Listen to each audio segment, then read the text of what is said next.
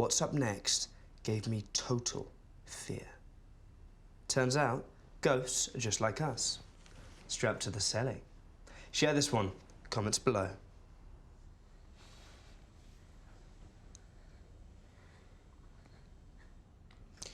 Maybe some wee bleached arsehole is pranking us to boost his followers.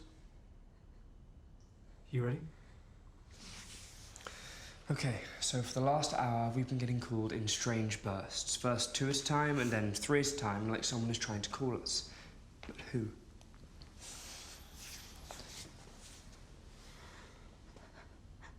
This is why we need more cameras in this place. We need to see it as it's happening, not just John T telling everyone what they've missed. You know, this is... Jesus Christ. Oh my God, there it is. This is it. I think this means... Well, let's all hear this, shall we?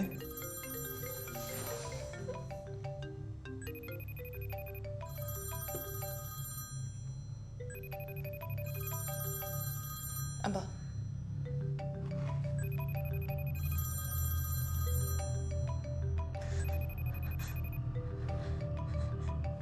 John T.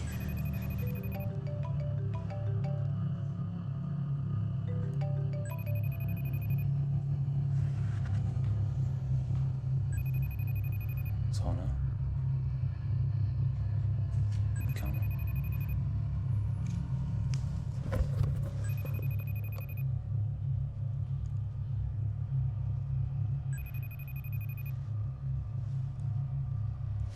Speak up, please.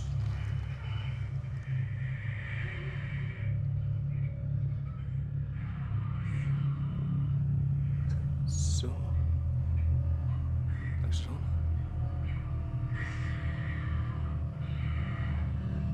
It's like she can't speak.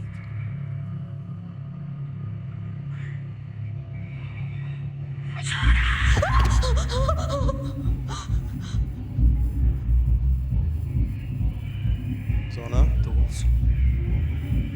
you all right?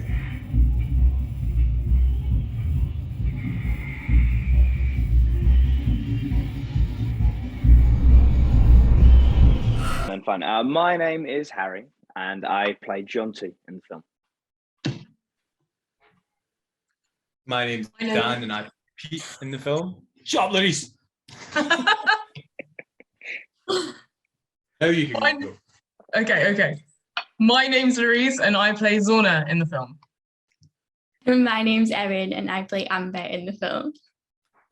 Excellent. So what drew you all to the project in the first place? Marcus. Yeah. Yeah. I think for me, I think when Marcus first kind of pitched it, he kind of almost described it as a cabin in the woods scenario with a college university element, which sounded really interesting. I don't think the script is necessarily like that anymore. I think it went through a lot of different phases, but I think there's this real interesting kind of spin on the found footage element, where it's a lot more comedic than you're used to seeing for those kind of films like the Blair Witch Project and even Chronicle and stuff, which is, you know, fairly comedic. It doesn't have that kind of, it's got like a real energy behind it, the whole of Followers. And that's what drew me to it. There's a really nice mix of comedy and horror. I think for me, I was always drawn to the horror aspect because I love horror films in general. But when you found out more about the project and how it was going to be filmed, that really appealed to me. I went to drama school, so I missed out on university, and finding out that we were going to live in halls for a few weeks in university digs and, you know, have that university life and get to know people like really intimately on a set, that really appealed to me, like that sort of side of it. I'd just never heard of any film being filmed like that. We slept on the set, essentially. It was amazing. You go. I'm going to help you. Jesus. Okay. I'd say it was very much the same for me as both Erin and Harry, actually. Certainly the idea that we'd be sleeping on set, that was wild, and that we had such a time limit to shoot it in. It just felt like this massive adventure, and Marcus was so enthusiastic. And it's just like, you could talk to him for like 2 seconds and you're like, yeah, I'm in. You know, he was just so good at getting you and bringing you to his level of enthusiasm about this story that is kind of wacky by any other means. But I don't know, he says it and it's like, yeah, I'm in. That was very much what drew me to it. I'd known Marcus for a long time, and we shared a lot of common interests and common inspirations from kind of work in the cinema world that we really liked and really enjoyed doing. So whenever he talked to me about the script, I could see where he was taking all these inspirations from and seeing the kind of movie and the kind of world that he wanted to create. And I don't know about you guys, but like having watched it, like you can see a lot of Marcus in it. Like if you know Marcus, you can see like a lot of his personality and his character and his soul in that film, and that's what really drew me to it. And to be involved in any project with a director who is that passionate about what they're doing, it's the kind of dream job in a sense, because and us guys being on set, like we all cared so much, and that's probably one of the only projects I've been involved in where everybody just cared. People weren't necessarily doing it for the typical reasons like the money or the exposure or the career trajectory. They were doing it because they all believed in the project, and we all believed in Marcus, and I know he was really proud of it.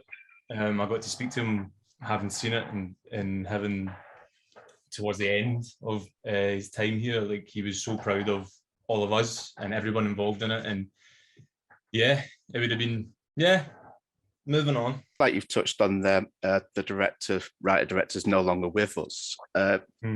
Is there anything you remember from the set that really stands out to you for his character?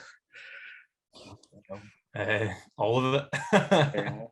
One of my memories actually, because like I've been looking, I always do, like I look back on my camera roll and see all the footage and videos, and I've got so many like Snapchats and so many pictures and so many like secret filming of Marcus just to wind them up more than anything. But one of my clearest memories, I don't know if you guys remember, but it was like 2 a.m. and we were in the room, or you guys were in the room, Loreece was sleeping in, and you were up till 2 a.m. singing Eminem, like you were rapping Lose Yourself. Yeah. And I came down to try and like, because my room was like right on the top floor, but I came down and I was like, I'll come in and I'll just be like a cooling rod in this. I'll try to keep everybody calm because everyone was getting drunk and everyone was getting wild because we weren't filming, or we'd finished filming early, so we were filming the next morning. And then I remember the door going, and the way the room was set up, like I was sat beside the door and the rest of the room went there, and you could see the reflection of the door in the window. And I saw they opened the door. I saw Marcus there in a big, long, oversized shirt, like something at a Christmas Carol. He's in his big nightie with his wee hat on. He didn't have one, but he might as well have one his like nightcap on. And he was like, guys, I'd hate to be the adult here, but can you please? You know, like right above him where he was sleeping with all the camera crew, like fucking rapping Lose Yourself at 2 a.m. Yeah. And I got away with that because the way the door opened and covered me. Oh so yeah, he didn't see you at all, did he? I forgot about that. And I was like, I wasn't there. I was upstairs. And it's rare that you go into a room and don't know Dan's in it, so that's something. Yeah. He used to take us all off individually if we had a scene that was coming up where you either had to be upset or angry or some raw emotion. He used to take you off and like taunt you. Yeah. So in one of my scenes, I had to be really angry, upset, and he just started calling my dad for everything and calling my family and like getting inside my head, and in like a really method acted way, it really worked. But he'd just say the most horrific stuff to you to get you riled up, and then after the set, like after he said cut, he's like, drink, you all right? How's your dad? Marcus had a big smile on his face. Like before, he used to get like quite red when he'd speak to you about that stuff, and it'd seem so serious, and you'd be like, oh shit. And then he'd come up after the scene when he was happy with it, this big grin on his face, like, all right, well done, go on then. There was a real caring side to him as well that I saw. Obviously, we all knew him outside of the film, but and him being a dad as well, there was a real eternal love that he always brought to all of us. And he made everything feel so, even though when you're doing things like this and as an actor and as a performer, you're involved in such high emotional things, you always made you remember that it's fun. It should be fun. You're having fun doing it. And the way he looked after us all and cared. I mean, we've got hundreds of stories, man. I've got hundreds of stories about him. But Loreece, do you have a favourite memory of him? I think you stole mine about him bursting into not even bursting, very gently opening the door, and he felt so bad for asking us to shut up at 2 a.m. even though we were all up early shooting the next day. But yeah, I think you see Marcus's stamp throughout a lot of the film. I think you see and you can get a sense of who he was in a lot of the writing in general. I think there's this really funny part where Jocasta, who is played by Ella, is asked by my character Zorna, so how did you get into this whole filming thing? And she's like, oh, as anyone else does, you know, my parents. And Zorna, it's just the direction that I was given by Marcus is I didn't need to say anything, just look at her. And it's just, he touched on so many things. And I think the film itself is just so telling of his worldview. And it's just really tastefully, beautifully done. Yeah, it was just great to be around him. Like it was like being around a big kid, like being around like having a time of life. And we kind of got that second hand from, and we ended up enjoying it like children, enjoying it like that kind of childlike wonder rather than that, like I was saying at the start, rather than that pressure to do well, the pressure to impress the agent or impress the director, or you're just like, oh, this is just fun. This is just a lot of fun. And Marcus really made it that way. I feel like a lot of directors as well, they get you know, they when they write a script especially, it becomes their baby and they become very like, this is how it's meant to be, this is how it's written, this is what we're doing. Marcus was very free. If we wanted to try something, that was very much encouraged, especially with Dan. And I feel like there are so many lines there that in the scripts that we've, you know, a lot of it is obviously still Marcus's writing, but there are lots of off the cuff remarks and things. But that's the thing, he was, and whenever something like that came off, he was so happy. It was just like him watching his baby grow and evolve and change, and it did, like, constantly throughout. I feel like even in the edits, from seeing what happened with the first edit to where it ended up after, I think what ended up being like the 22nd edit, it's a different film. There, you could cut that film with the footage we have 15 different ways and it would be a different film every time. And Marcus was very clever with how he allowed it to be so free form.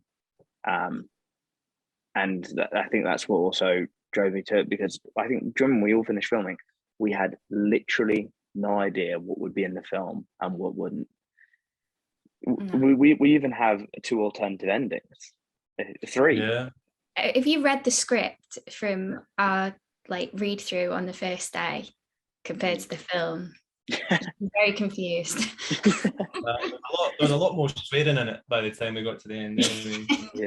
Just for me, It got to the point where Marcus would write an insult in the script, but we'd just get there on the day and someone fancied saying something different and he loved it. And he was like, okay, tomorrow when I say this insult, just do whatever comes to your head. Like the first insult that comes to your head. And that's where a lot of it came. It was quite hard for a lot of you guys, because a lot of my best ad libs was when I was controlling the camera, so I could laugh, but you guys had to be caught off guard and not be able to laugh because you were in the scene. Oh, during the scene when we were walking down the staircase. Down the stairs, yeah. Oh, mate, I could not get through that scene. Every time you'd say something different, and I was like, "That's not going to make the cut.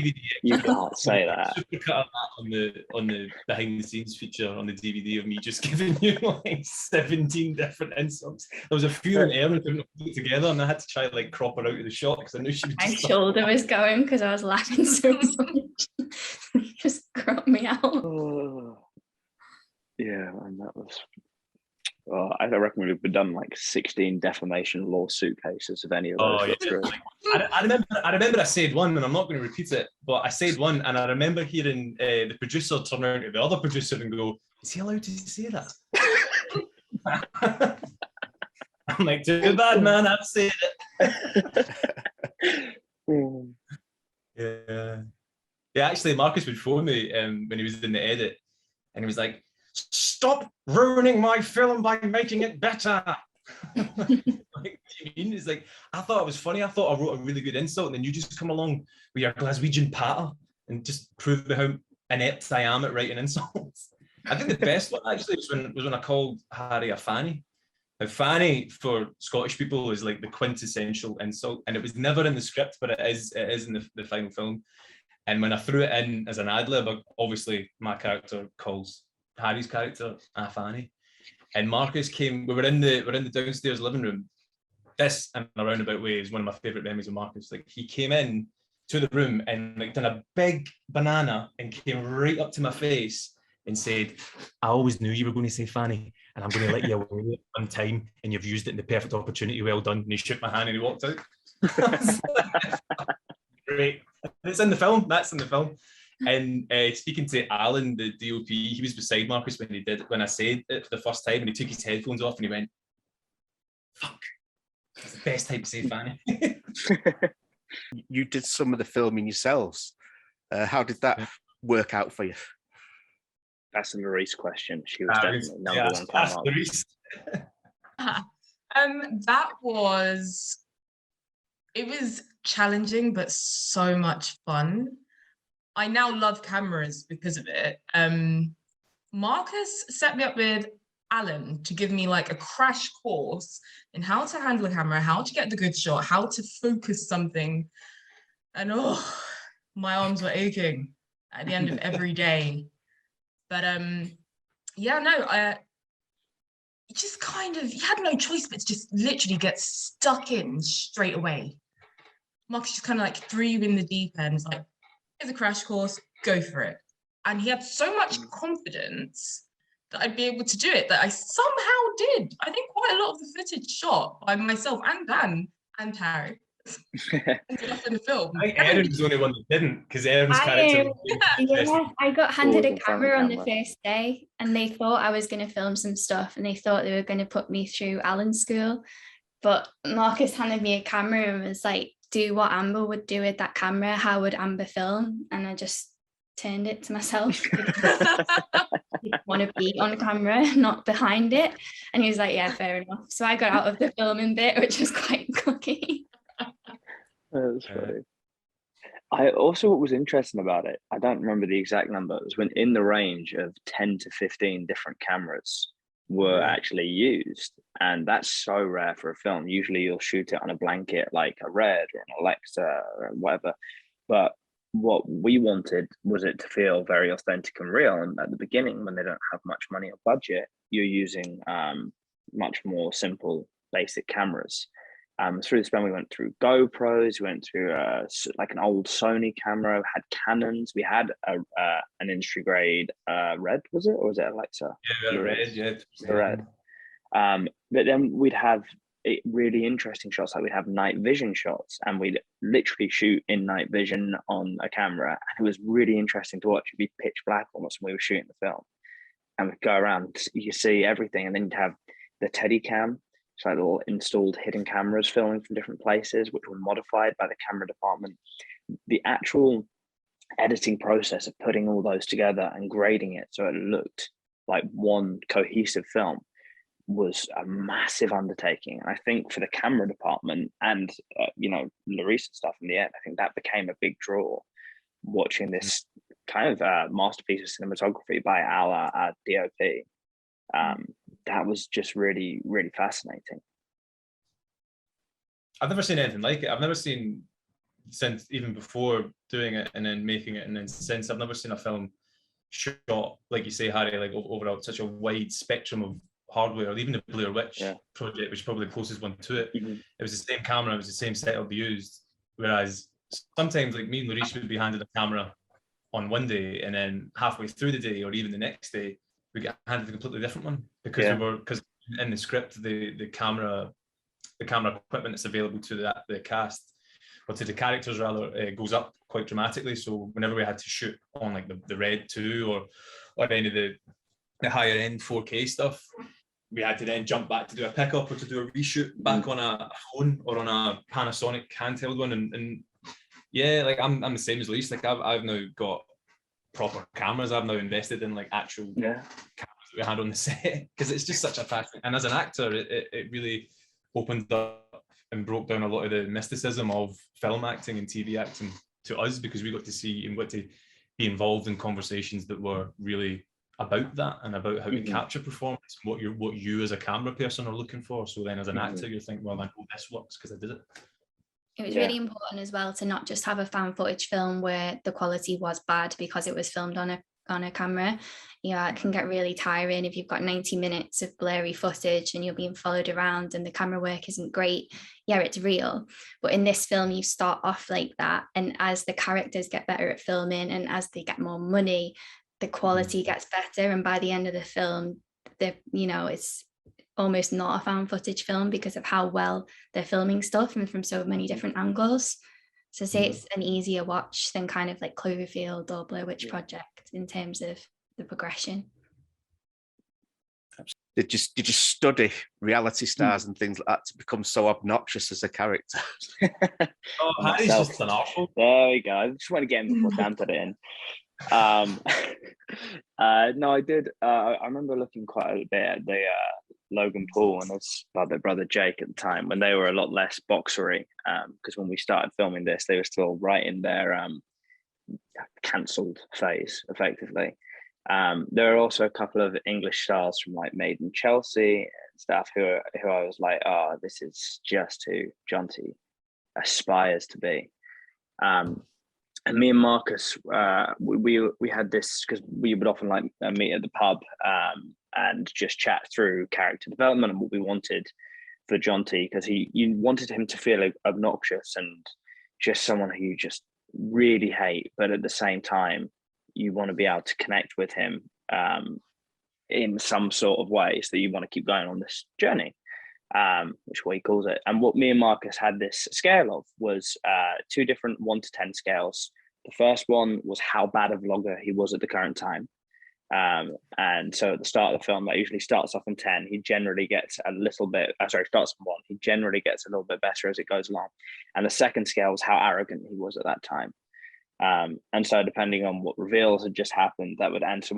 Marcus would always come up to me and be like, it's a 6-4 for this one. I'd be like, okay, all right, cool.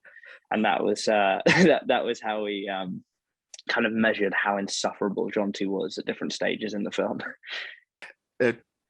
What would you say to anybody who's aspiring out there to be an influencer? No.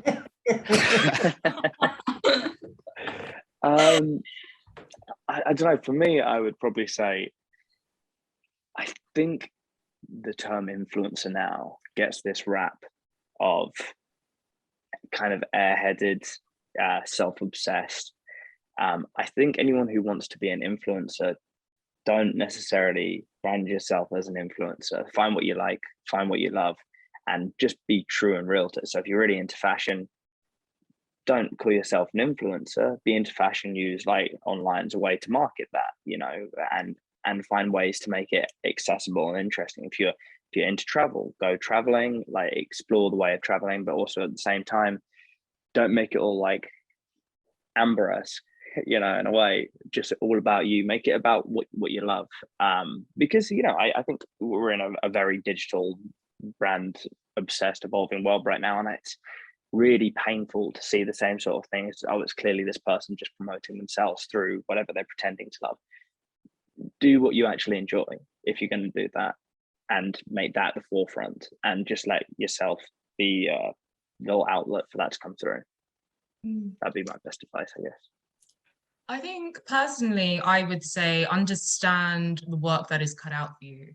I think, funnily enough, the film mirrors that. You kind of got Jonty as the face of everything, and Zorna's somewhere tucked away with a laptop, editing all this stuff together with, well, Pete, Dan, but editing all this stuff together and getting all the expensive cameras. Like, there is so much that I believe actually goes on behind the scenes when you are influencing.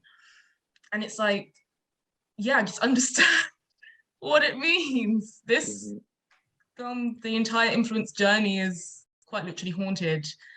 And from what I can tell so far from my influencer friends, because I do have quite a few, the work can haunt you should you not fully get to grips with just how much you have to do. And it can be brutal. You do one thing wrong or say one wrong sentence, you are in for a world of trouble. I think I wouldn't know what to advise someone who wants to be an influencer, but I just advise anyone that wants to be in any sort of public eye to just be prepared. Like, don't take anything too seriously. And, you know, opinions are opinions, and kind of distance yourself, because people can be really mean.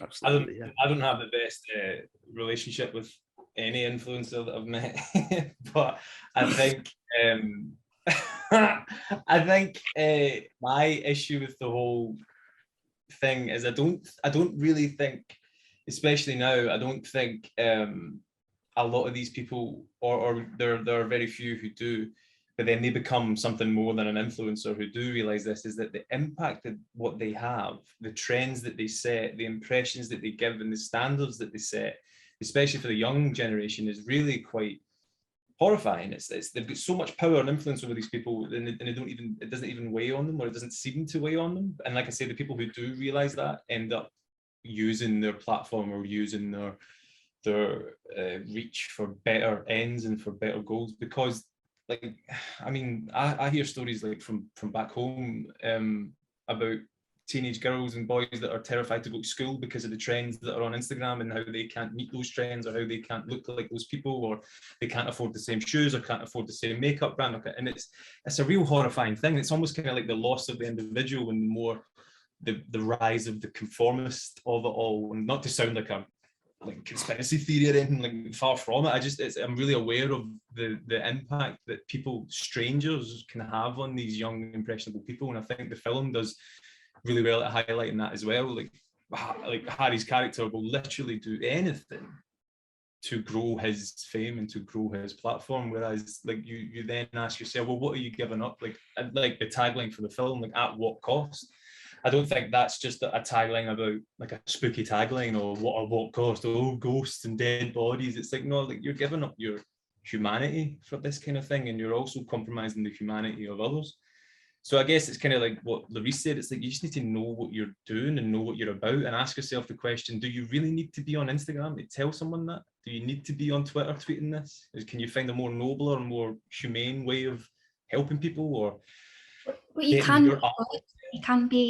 can create good from being an influencer. That's what I'm saying, yeah, like, for sure. And the people that do realize that end up doing that, but then it's really common to see that they're just more interested in clicks and likes.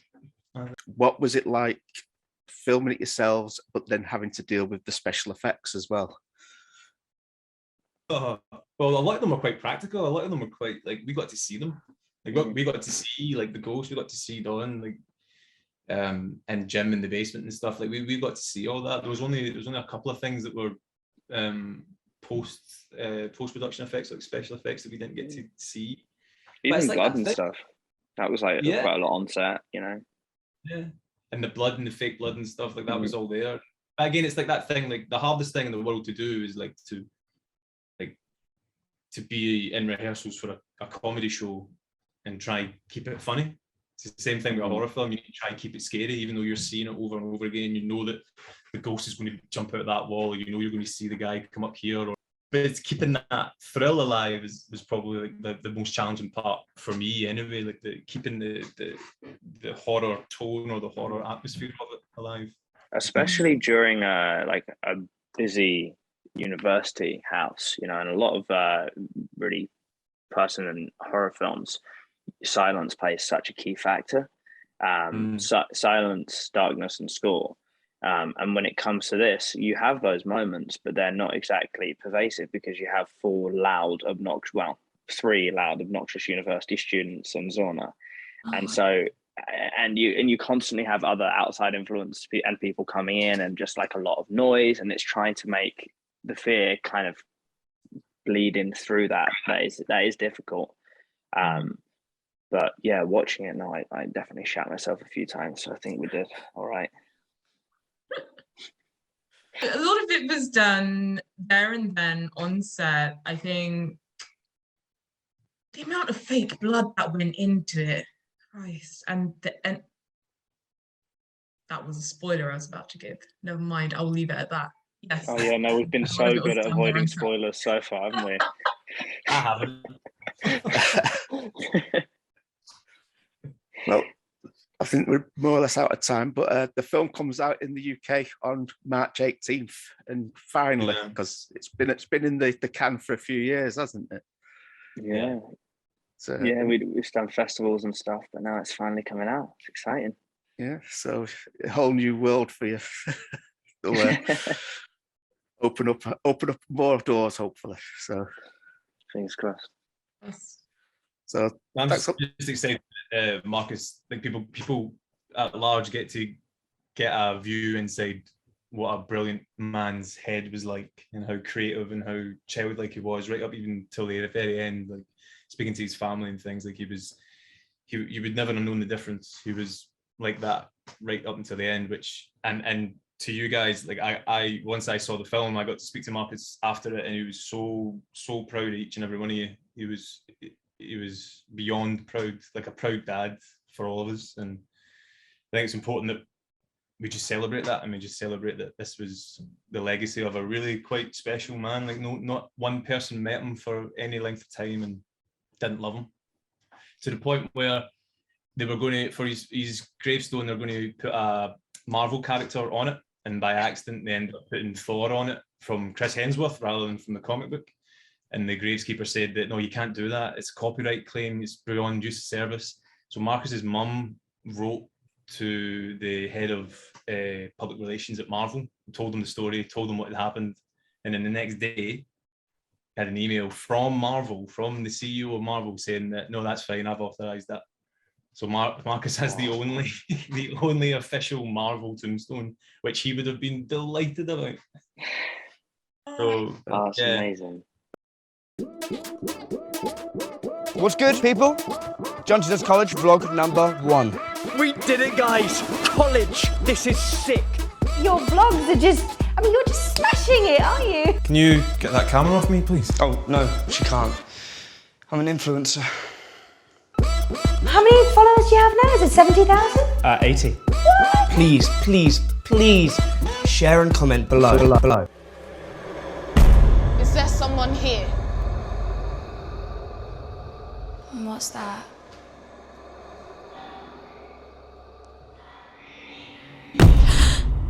There are fierce phantoms in this place, and we're going to get them on camera. What are you going to say next? We should split up and search for clues.